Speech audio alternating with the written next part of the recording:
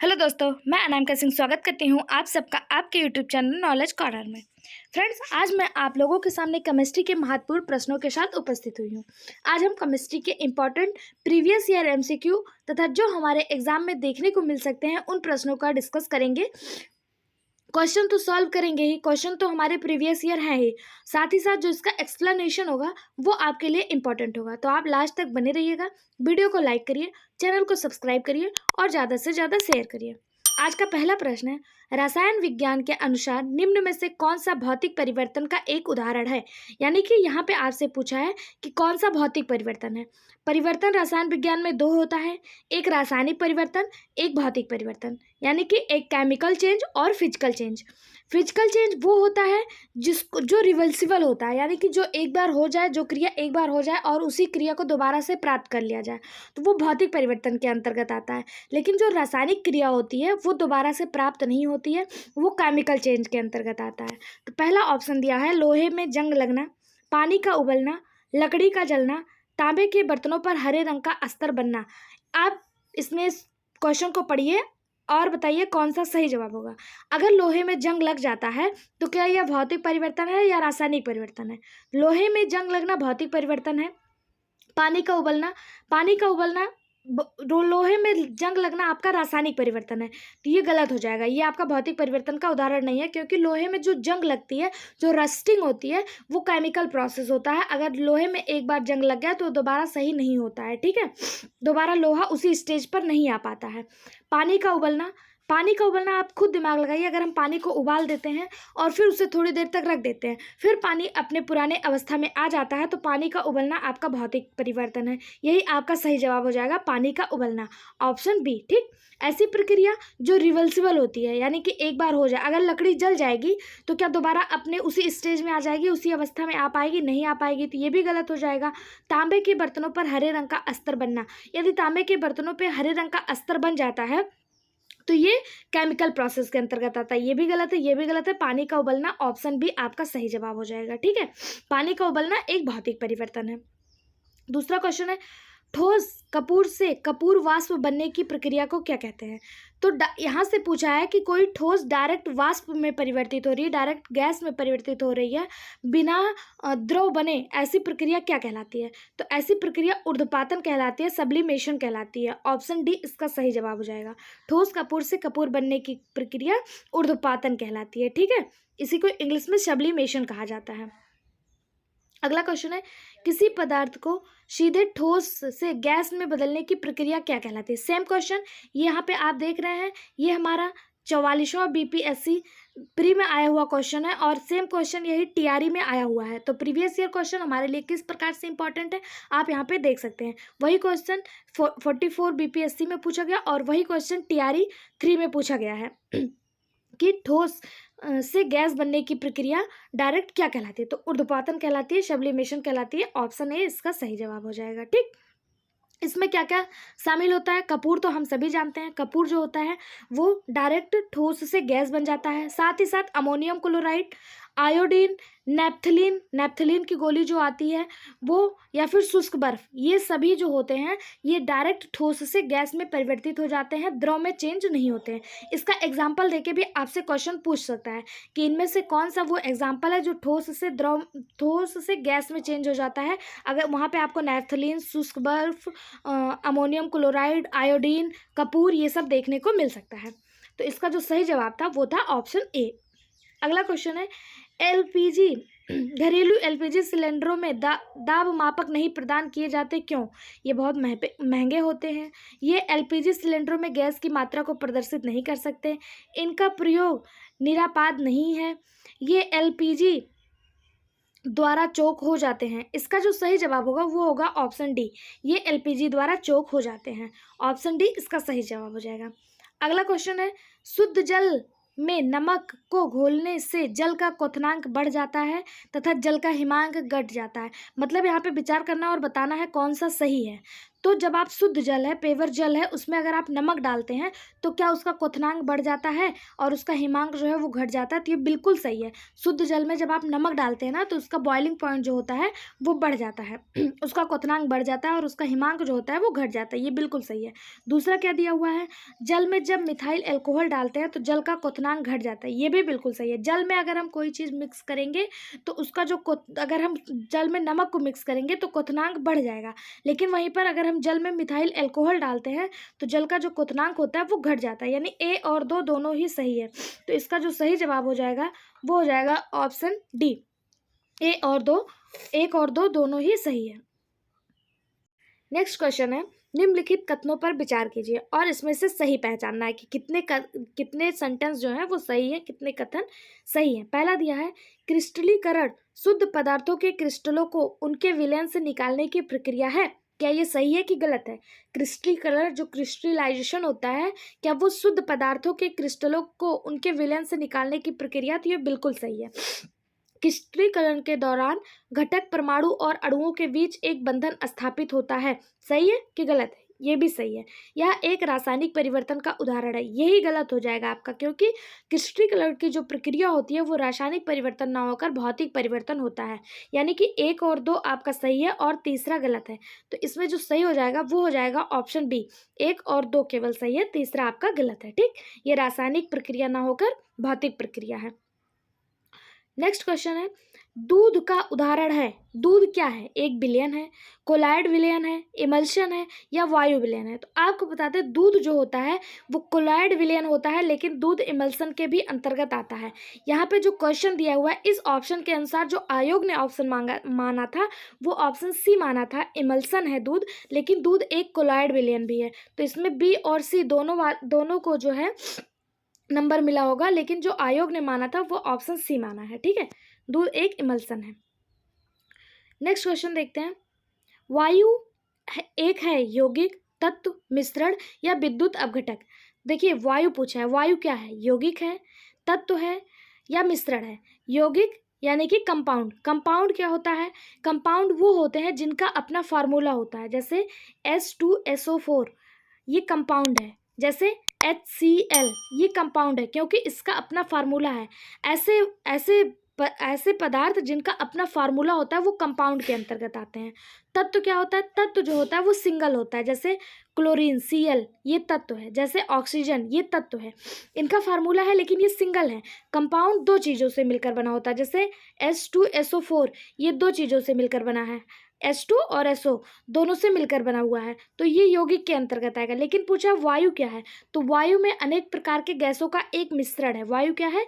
मिश्रण है। वायु का अपना कोई फार्मूला नहीं है, मिश्रण का कोई फार्मूला नहीं होता, ये अनेक प्रकार की चीज़ों से मिलकर बना होता है और इसका अपना फार्मूला नहीं होता है। मिश्रण और यौगिक में ये अंतर है कि मिश्रण जो होता है ये भी कई चीज़ों से मिलकर बना होता है और यौगिक भी कई चीज़ों से मिलकर बना होता है, लेकिन कंपाउंड का, यौगिक का अपना फार्मूला होता है, मिश्रण का कोई फार्मूला नहीं होता है। तो वायु का आप लोगों ने कहीं भी फार्मूला नहीं पढ़ा है। अगर यहीं पे जल दे देता तो जल का फार्मूला होता है H2O, तो ये मिश्रण ना होकर यौगिक हो जाता, जबकि जल में भी कई सारी चीज़ें मिली होती हैं, लेकिन जल का फार्मूला होता है, तो इसलिए जल एक यौगिक है, वायु एक मिश्रण है। वायु में अनेक प्रकार की गैसों का मिश्रण होता है। जैसे वायु में कौन कौन सी गैसें पाई जाती हैं? Nitrogen 78.9%, oxygen 20.95%, argon 0.93%, carbon dioxide 0.036%। इस तरह से और गैसें जैसे हीलियम, नियान, क्रिप्टॉन, जिनॉन आदि गैसों का मिश्रण होता है वायु। तो वायु क्या है? वायु एक मिश्रण है। ओके, नेक्स्ट क्वेश्चन है, आणविक ऑक्सीजन का पत्तियों से निकलना कौन सी भौतिक क्रिया है? यानी कि पत्तियों से आणविक ऑक्सीजन का निकलना कौन सी भौतिक, तो ये क्या कहलाता है? विसरण कहलाता है। पत्तियों से ऑक्सीजन का निकलना और कार्बन डाइऑक्साइड का प्रवेश करना क्या कहलाता है? विसरण की प्रक्रिया कहलाता है। ठीक है, विसरण। नेक्स्ट क्वेश्चन है विषम का पता लगाएं, इसमें से कौन सा विषम है? फल का पकना, सीमेंट की सेटिंग, कोयले का जलना, एक से अधिक या इनमें से कोई नहीं। तो देखिए इसमें से आपसे पूछने की कोशिश किया है कि इसमें से रासायनिक परिवर्तन और भौतिक परिवर्तन में कौन सा विषम है, किसमें रासायनिक परिवर्तन हो रहा है, किसमें भौतिक परिवर्तन हो रहा है। तो आप देखिए फल का पकना, अगर फल पक जाता है, जब एक बार फल पक जाता है तो क्या वो दोबारा फिर से कच्चा हो पाता है? नहीं हो पाता ना। तो ये कैसा हो जाएगा? ये रासायनिक परिवर्तन हो जाएगा। रासायनिक परिवर्तन, केमिकल चेंज, एक मिनट, ये कैसा हो जाएगा? ये केमिकल चेंज हो जाएगा। सीमेंट की सेटिंग, जब आप सीमेंट को एक बार सेट कर देते हैं तो क्या दोबारा उसी अवस्था में प्राप्त कर पाएंगे? नहीं कर पाएंगे। और जिसको आप उसी अवस्था में प्राप्त नहीं कर पाएंगे वो रासायनिक प्रक्रिया के अंतर्गत आता है, यानी कि केमिकल चेंज। कोयले का जलना, कोई भी चीज़ जल रही है, संसार में कोई भी चीज़ जल रही है, देखिए मोम का पिघलना और मोम का जलना दो अलग अलग प्रोसेस होता है। यहीं पे अगर आप कोयले का जलना है तो ये आपका केमिकल चेंज है, अगर यहीं पे मोम का जलना होगा तो वो केमिकल चेंज होगा। लेकिन मोम जब पिघलती है तो दोबारा अपनी अवस्था को प्राप्त कर लेती है, इसलिए मोम का पिघलना भौतिक अवस्था के अंतर्गत आता है और मोम का जलना जो होता है वो रासायनिक अवस्था के अंतर्गत आता है। तो इसमें विषम कोई भी नहीं है, तो उपयुक्त में से कोई नहीं, ऑप्शन ई इसका सही जवाब हो जाएगा कि इसमें कोई भी विषम नहीं है, तीनों एक जैसे ही नेचर रखे हैं, तीनों में ही केमिकल चेंज देखने को मिल रहा है। ऑप्शन ई इसका सही जवाब हो जाएगा। अभी हम बात कर रहे थे जलने की, तो कोई भी प्रोसेस जिसमें जलना दिखा रहा हो वो सब आपका केमिकल प्रोसेस होता है, ठीक है। अगर आपसे पूछेगा मोम का जलना तो केमिकल प्रोसेस होगा, लेकिन अगर आपसे पूछ लिया मोम का पिघलना तो आपका रासायनिक परिवर्तन ना होकर भौतिक परिवर्तन होगा, क्योंकि जब मोम पिघलता है तो आप सब ने देखा होगा कि दोबारा वो अपने स्टेज में आ सकता है पिघलने के बाद, जलने के बाद नहीं, पिघलने के बाद, ठीक है। तो इसका जो सही जवाब हो जाएगा वो हो जाएगा ऑप्शन ई। नेक्स्ट क्वेश्चन देखते हैं, निम्नलिखित में से कौन सा रासायनिक परिवर्तन की विशेषता नहीं है? रासायनिक परिवर्तन की विशेषता नहीं है, अनुत्क्रमणीय होना, नया पदार्थ बनना, ऊर्जा में कोई निवल परिवर्तन नहीं होना, ऊर्जा का अवशोषण होना, उपयुक्त में से एक से अधिक या इनमें से कोई नहीं। तो देखिए रासायनिक परिवर्तन में अनुत्क्रमणीय होना ये सही है, नया पदार्थ भी बनता है रासायनिक परिवर्तन में, ऊर्जा में कोई निवल परिवर्तन नहीं होना, यही आपका गलत हो जाएगा, और गलत होते हुए यही आपका सही हो जाएगा, क्योंकि पूछा है कौन सा नहीं है, नहीं पूछा है कौन सा रासायनिक परिवर्तन नहीं है, तो ऑप्शन सी ही आपका रासायनिक परिवर्तन नहीं है, इसलिए इसका जो सही जवाब हो जाएगा वो हो जाएगा ऑप्शन सी। नेक्स्ट क्वेश्चन है, वह प्रक्रिया जिसमें प्रकाश संश्लेषण के दौरान वायुमंडलीय कार्बन डाइऑक्साइड को कार्बोहाइड्रेट में परिवर्तित किया जाता है क्या कहलाता है? ऑक्सीकरण, अपचयन, जलीय विश्लेषण, उपयुक्त में से एक से अधिक या इनमें से कोई नहीं। यानी कि यहाँ पे पूछा है वह प्रक्रिया जिसमें प्रकाश संश्लेषण के दौरान वायुमंडलीय कार्बन डाइऑक्साइड को कार्बोहाइड्रेट में परिवर्तित किया जाता है क्या कहलाता है? तो वो प्रक्रिया आपकी अपचयन की प्रक्रिया कहलाती है, रिडक्शन कहलाती है, रिडक्शन की प्रक्रिया, ठीक है। रिडक्शन प्रक्रिया क्या होता है? रिडक्शन प्रक्रिया में प्रकाश संश्लेषण के दौरान जब पौधे प्रकाश संश्लेषण करते हैं तो कार्बन डाइऑक्साइड, जो वायुमंडलीय कार्बन डाइऑक्साइड जो हमारे वायुमंडल में मौजूद होता है, वो कार्बन डाइऑक्साइड कार्बोहाइड्रेट में परिवर्तित हो जाता है, ठीक। और यही प्रक्रिया क्या कहलाती है? रिडक्शन कहलाती है। ऑप्शन बी इसका सही जवाब हो जाएगा। नेक्स्ट क्वेश्चन है, निम्नलिखित में से कौन सा जोड़ा विस्थापन प्रक्रिया देगा, विस्थापन प्रतिक्रिया देगा? तो इसका जो सही जवाब है वो होगा ऑप्शन ए, AgNO2, विलयन और कॉपर धातु, ये जोड़ा जो है ये विस्थापन अभिक्रिया देगा। कैसे देगा यहाँ पे आप देख लीजिए, जब हम Cu यानी कि कॉपर को 2AgNO3 की क्रिया कराते हैं तो CuNO3 बन जाता है और 2Ag अलग हो जाता है, तो ये विस्थापन की क्रिया दे रहा है, तो ये आपका सही हो जाएगा, ठीक है। नेक्स्ट क्वेश्चन है, अभिक्रिया जिसमें ऑक्सीकरण संख्या घटती है क्या कहलाता है? अपचयन, उपचयन, अपोचयन, अभिक्रिया एक से अधिक या इनमें से कोई नहीं। देखिए पूछा है अभिक्रिया जिसमें ऑक्सीकरण संख्या घटती है, यानी कि वो क्या हो जाएगा? वो हो जाएगा अपचयन, यानी कि ऑक्सीडेशन, ऑक्सीडेशन में जो होता है वो ऑक्सीडेशन में, अपचयन नहीं सॉरी, हाँ अपचयन, इसका हो जाएगा ऑक्सीडेशन यानी कि उपचयन, उपचयन में जो होता है वो ऑक्सीजन की संख्या घटती है, ओके। नेक्स्ट क्वेश्चन है, निम्नलिखित में से किसी एक विकल्प में सामग्रियों और उनके कणों के बीच के आकर्षण बल के बढ़ते क्रम को व्यवस्थित कीजिए। यानी कि यहाँ पे आपसे पूछा है कि किसमें अणुओं के बीच जो आकर्षण बल है वो किसमें सबसे ज़्यादा, सबसे कम, फिर उससे ज़्यादा, फिर उससे ज़्यादा आपको व्यवस्थित करना है। तो हम सभी को पता है कि अणुओं के बीच आकर्षण बल सबसे कम किस में होता है? सबसे कम गैस में होता है। किस में होता है सबसे कम? सबसे कम गैस में होता है। उसके बाद द्रव में होता है, उसके बाद ठोस में होता है। तो इसमें हम देख लेते हैं कौन सा गैस दिया है, कौन सा द्रव दिया है और कौन सा ठोस दिया है। सबसे कम आकर्षण बल गैस में होता है। तो हाइड्रोजन आपको गैस है, हाइड्रोजन एक गैस है, इसका आकर्षण बल सबसे कम होगा। सबसे पहले इसे रखेंगे। फिर द्रव में वाटर दिया है, जल दिया है, तो द्रव होगा। और उसके बाद धातु में लोहा दिया हुआ है, ठोस में लोहा दिया हुआ है। तो इसी का आकर्षण बल मतलब बढ़ते क्रम में लगा हुआ है।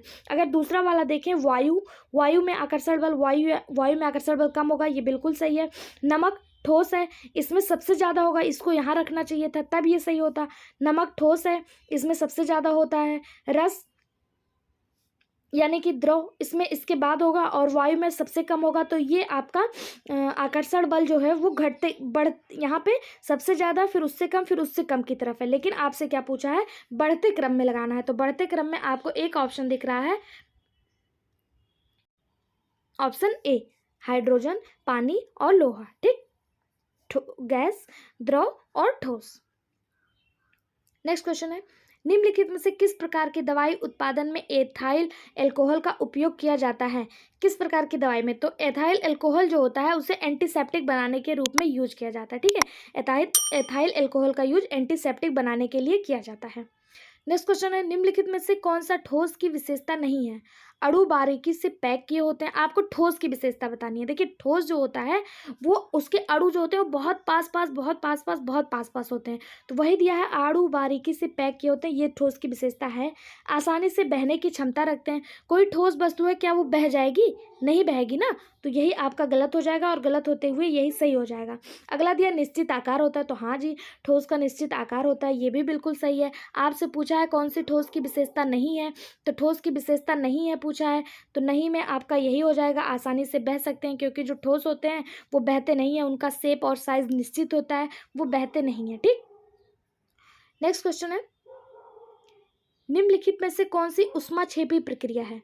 पानी का वाष्पीकरण, सल्फ्यूरिक अम्ल यानी कि H2SO4 का तनुकरण, बिना बुझे चूने के साथ पानी की प्रतिक्रिया, कपूर का ऊर्ध्वपातन। तो इसमें जो ऊष्माक्षेपी प्रक्रिया है जिसमें ऊष्मा रिलीज हो रही है वो होगा ऑप्शन बी और सी दोनों ही, यानी कि 2 और 3 दोनों। तो इसमें देख लीजिए किसमें 2 और 3 दोनों दिया हुआ है, तो 2 और 3 दोनों दिया हुआ है आपका ऑप्शन बी में।